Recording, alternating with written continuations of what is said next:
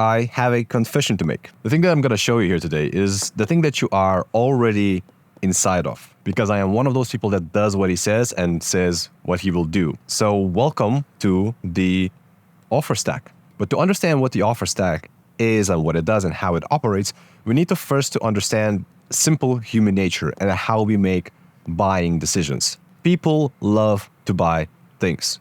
You, I, our customers, everybody loves to buy stuff. We love buying stuff so much that we actually celebrate it. That's how much we love it. And we've done it for thousands of years since inception of humanity, really. Times might have changed. The stuff that we buy might have changed.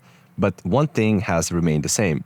It's how we buy the stuff. What is the process that we go through before we buy the stuff? And we all have this pre-programmed behavior, which is in our nature. So we will talk about something that I haven't seen many people talk about. What is the exact process that people go through when they make buying decisions and how we as entrepreneurs can use it to our own advantage. And this is important because once we understand the pattern that we go through, the thinking pattern, the behavior pattern of buying stuff, it'll help us get more customers, more clients, build bigger, more qualified, better audiences while making business more fun, which is the most important thing. Because I simply believe that business should be fun. It shouldn't be stressful, complicated, or confusing, or making you deal with tons of anxiety. That being said, let's get into it. So how do people make buying decisions? It's actually pretty simple. We all go through these 3 steps and we go through them in the same order all the time. There's no real exceptions. So step 1 is interest.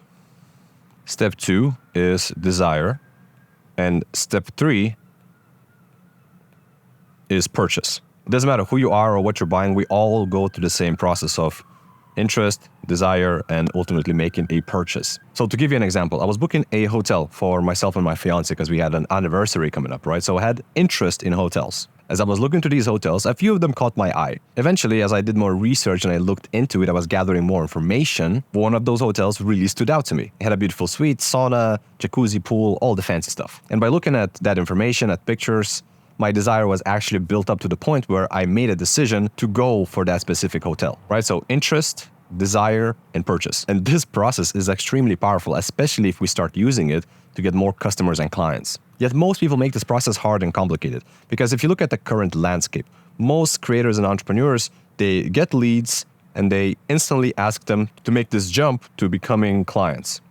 And this jump isn't usually a small jump. It's asking people to invest multiple thousands of dollars without giving them information or context of any kind. Sometimes they try to pressure people into buying stuff even when they're not even at the interest stage. And when leads don't make that purchase, the entrepreneur or the creator gets upset and frustrated saying that, oh, this thing doesn't work, that thing doesn't work. That only happens because you go against the human nature. You go against the natural decision-making process. But if you work with the human nature, if you go with the flow, not against the flow, right? Imagine swimming in the river. If you swim with the river, you're gonna go faster versus swimming against it.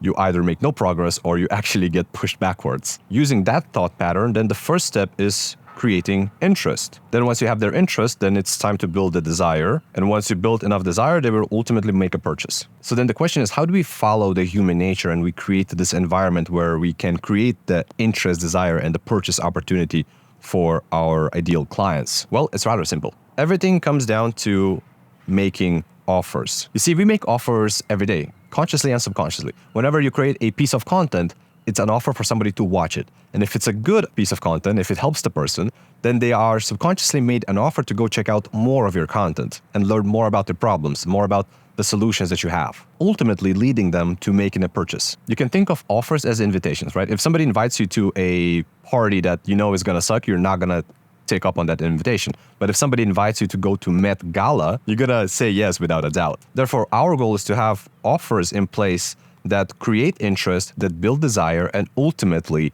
make a purchase. So then how do we do that? Well, we do that by using the offer stack. See, everything starts with your content offer. Your content offer allows you to create interest and build an audience of people that are interested in the stuff that you have. 70% of your marketplace, they actually don't even know what their problem is. They're in pain, but they don't know why they're in pain. So most of your content should invite them to be illuminated about the problem that they have. So at this stage, it's not about you or who you are or what you do or how you do it. It's more about your client, what they want, and how they can get it. Now, it is important to know how to package your content offer because if you don't know how to capture or retain attention, then, well, nobody's going to watch your stuff and you're not going to create any interest, even if you have really good gold mine type of things inside. But if you do it successfully, what happens is that then you create interest, which then leads the viewer to becoming a lead and taking you up on the educational offer. Your educational offer simply educates them further on the problems that they have, right? It could be any kind of lead magnet. So your educational offer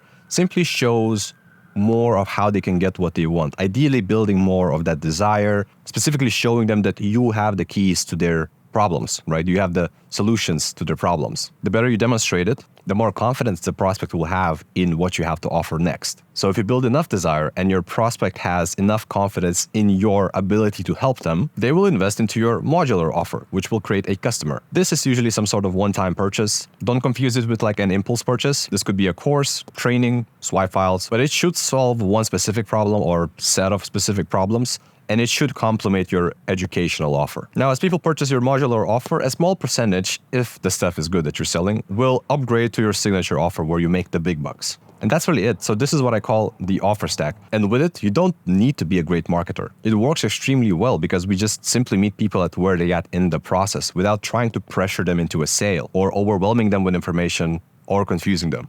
Because confused prospect never really buys in the first place. All we do is that we use human nature and our universal decision-making process to work for us, not against us. So we create interest, we build up desire, and then ultimately guide our prospects to making a purchase.